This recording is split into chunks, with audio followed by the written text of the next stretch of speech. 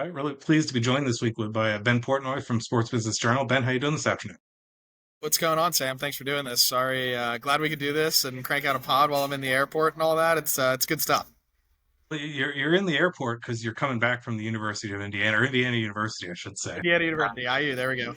You've spent a couple days there after a really big win for the team. I know you had some pre-scheduled stuff on campus anyway, but tell me a little bit about what were the vibes like in Bloomington the past couple days, and how are you as a Indiana grad feeling after a big win over Illinois? I will say it was really fun, getting to be there, getting to be in the stands, etc. But I think it's cool. Like, I think Indiana is a place that has not had a ton of football success. That's probably the overstatement of the or understatement of the century. But I think there's been a lot of people really get behind Curt Cignetti in this program in the last year and the run to the CFP, and just being there and seeing that in person last night or a couple of nights ago, I guess now, and seeing what he's built was really really impressive. And frankly, like and running a good Illinois team off the field was not something I think we expected. I know the point spread moved a little bit here and there as the game got closer, and Indiana kept becoming a bigger and bigger favorite. And frankly, like that was a little surprising. I kind of felt like if anything, it'd go the other way. That Indiana might, um, you know, this might be a pretty close game and a really good game. And frankly, it was not. I mean, Curt Cignetti and Indiana just rolled here, and it was as impressive of a performance as I've seen in the last few years. Does it have you thinking, especially they played really well last year. It's not like this has totally come out of nowhere, but with what Kurt's been building there, is it time that people really become believers in the Hoosiers? I mean, look, like the schedule lines up decently okay. I mean, look, Maryland has looked a little bit better than I think some people thought. They've got a tough trip to Iowa this week that I think will be a similar sort of measuring stick a little bit to this week, as it was, as the Illinois game was. But, you still got games at Oregon. You got a game against Penn State. Like those games, I think, are going to be really important, obviously. But, the schedule lines up where if you're telling me that Indiana's 10-2 with a big win over Illinois and rolls through the rest of the Big Ten, like I have a hard time seeing Indiana being left out of the playoff if that's the case, assuming they, play okay against Oregon and Penn State. And you never really know with those games. We'll see what happens. Indiana, of course, named the Pop Tarts Crazy Good Team of the Week for their win over Illinois. So I had to throw that in there as well. Ben, of course, you're a FWA voter. You're loyally voting in that and the Cheese at Crunch Time play of the week each week. So thank you for your participation there throughout the year as well. Absolutely, absolutely. It's I know some other big news that has kind of dropped over the past day has been the ACC's announcement they're going to a 9-game schedule starting next year. With additional requirements for conference play that you're seeing, in different forms in different conferences. But how significant is that decision from the ACC, in the broader landscape as we talk about, what the future looks like? It seems like the conferences are a little more aligned than they had been before. What's next? Yeah, I mean, look, they've got to come to an agreement on the CFP, and they've got to do that by December 1st, at least as it relates to, next season, 2026, 2027. But I do think, like, if they're going to, I'm still skeptical that they're actually going to come to an agreement on that. But what I will say is that the scheduling piece is part of this, right? Like you at least now have the Power Four conferences are all playing the same number of games against their conferences.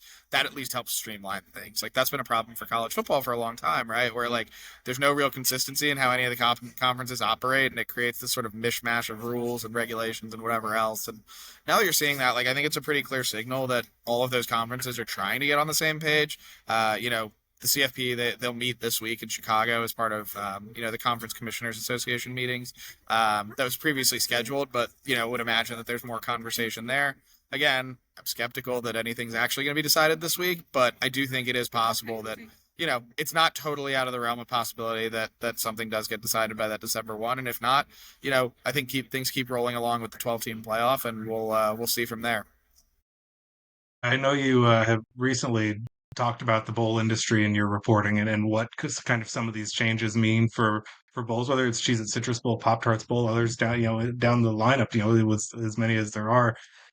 Can you kind of speak a little to the work you've done recently on the bowl business and diversification of business there, and what was your biggest takeaway from your reporting on that story recently?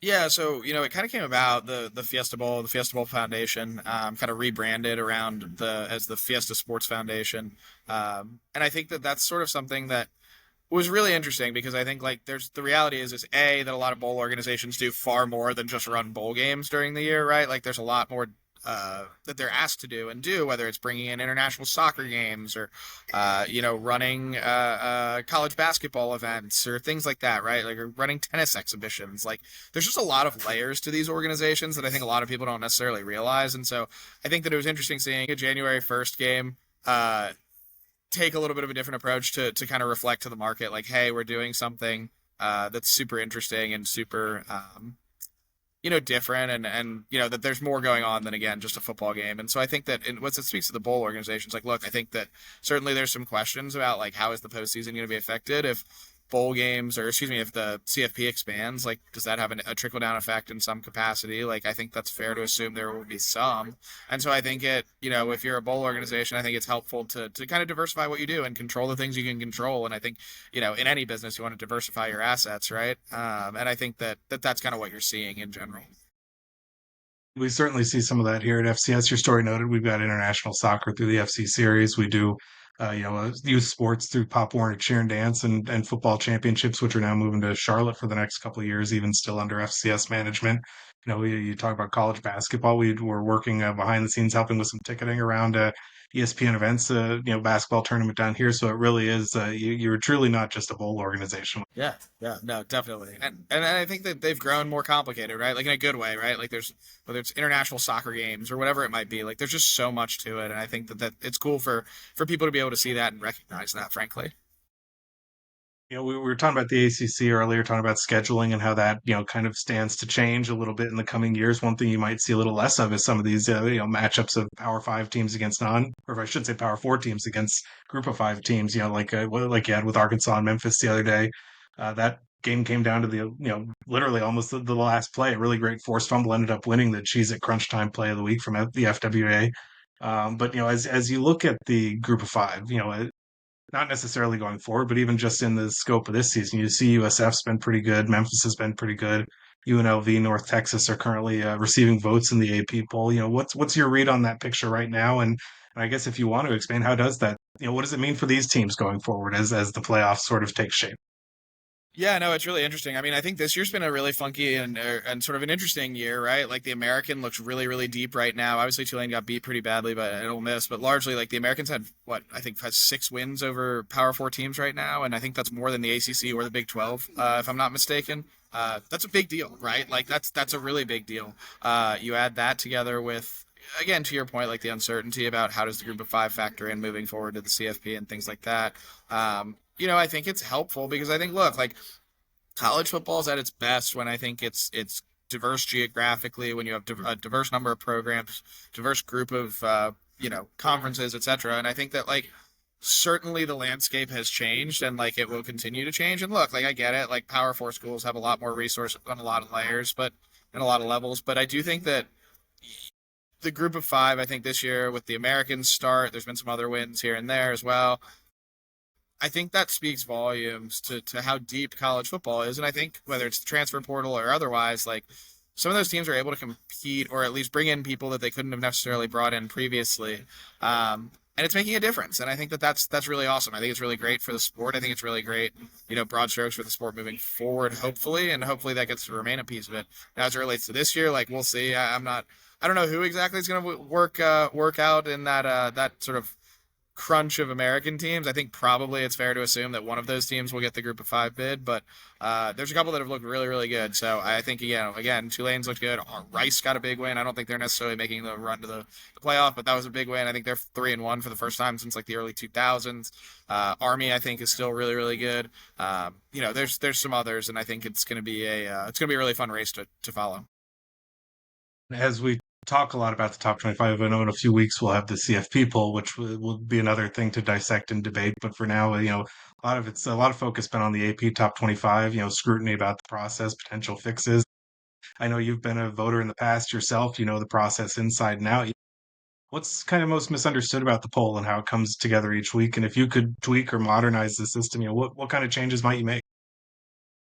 The A people are really hard, is for one. I think like the beat writers have a really hard time doing it because they're obviously focused on one team and doing the things that they're doing. So like, for example, in my past life when I was covering South Carolina and I was voting for the A people, it was hard because if I'm covering a 7 o'clock game, like I'm not getting done with my actual day job till like 2 in the morning or whatever it might be, and I'm turning around and having to fill out a ballot by about 10 a.m. the next morning. Like that's hard. Like there's a lot that goes into that, and you want to spend time with it. You want to be, you know, smart with what you're doing and things like that. And mistakes happen. Like look, like I think I kind of wrote about this the other day, but like I had one week, I think a couple of years ago, where I mixed up who won a Wisconsin and Penn State game in my, bleary-eyed state, and it was reflected in the poll, and a lot of folks were confused and annoyed about it, whatever. And I did, sort of correct the record and say like, hey, this was a mistake, mea culpa, or whatever, and people pretty much got over it. So I think that those things happen. It's hard to say what the right answer is because I do think like in theory, like people who are covering the sport are really well qualified, but I do think because of the ramifications of like how many voters there are, like the media landscape has changed a lot as to like trying to keep geographic diversity to the voters as well. Uh, and I think you add all those things together, and it just makes it a hard thing to, there's a smaller pool of people to pick from as part of it. And again, like beat writers have a lot on their plates on Saturday, so it's I don't know what the right answer is, but I do think it is it's a super interesting sort of dialogue at least going on right now. Leave you with this. I know you're in transit. You got to run and get on a plane here. Big weekend coming up. We got Penn State and Oregon. You've got Alabama playing Georgia. A couple of really kind of Titanic-sized matchups. What are you kind of what do you got an eye on as you look ahead to the schedule, and then any projections for any of those big matchups? I'm fascinated by Alabama Georgia. I think is really interesting. Ty Simpson's played really well the last couple of weeks.